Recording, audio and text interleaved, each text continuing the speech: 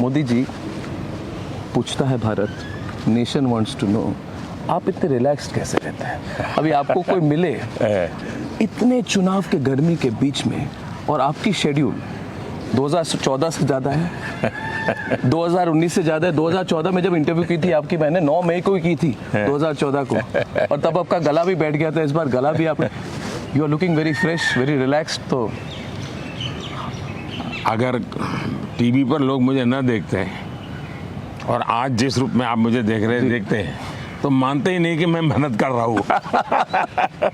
और आजकल कुछ लोग बोल भी देते हैं।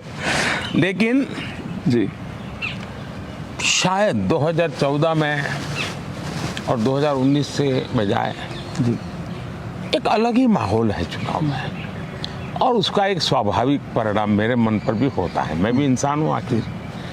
कोई तनाव नहीं है, तनाव नहीं, कोई इफ्स एंड बट्स नहीं है, हाँ।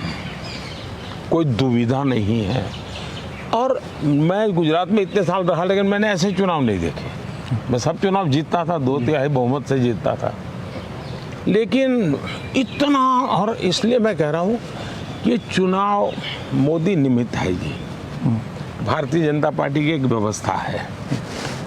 लेकिन मेरे हिसाब से चुनाव देश की जनता ने अपने कंधे पर ले लिया है।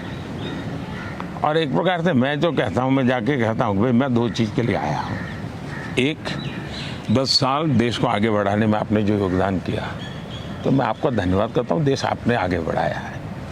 और दूसरा मैं कहता हूँ कि मुझे आशीर्वाद चाहिए, क्योंकि हमें अब इस गति को रुकने नहीं देना है जी, हमें इसको मेंटेन रखना है। नई ऊंचाइयों को पार करना जी, है। बिल्कुल। हमें गति भी बढ़ानी है, स्पीड भी बढ़ानी है, स्केल भी बढ़ाना है, और स्कोप का तो जहाँ तक सवाल है, स्काई इज द लिमिट, जो डेफिनेशन है, जो बोला जाता है स्काई इज द लिमिट, मैं समझता हूँ भारत के लिए उससे भी आगे बहुत कुछ है।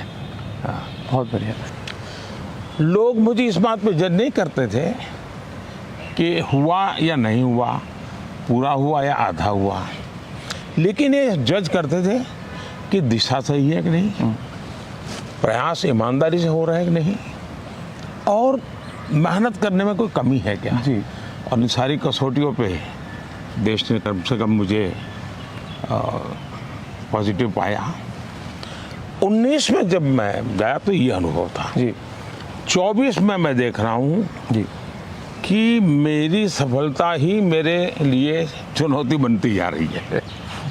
सफलता इसलिए चुनौती बनती जा रही है कि उनको लगता है यार ये 14 में कहता था, देखिए 19 में यहाँ तक गया, 19 में कहता था यहाँ तक गया। अब उनको अपेक्षाएं रोजमर्रा की जिंदगी की बहुत कम है। अब सामान्य हिंदुस्तानी मानता है कि हमारा देश पीछे नहीं होना चाहिए, हमारा देश अब आधुनिक होना चाहिए, हमारे देश में वैज्ञानिकता होनी चाहिए। ये सामान्य मानवीय की सोच है जी, और वो एडप्ट करता है।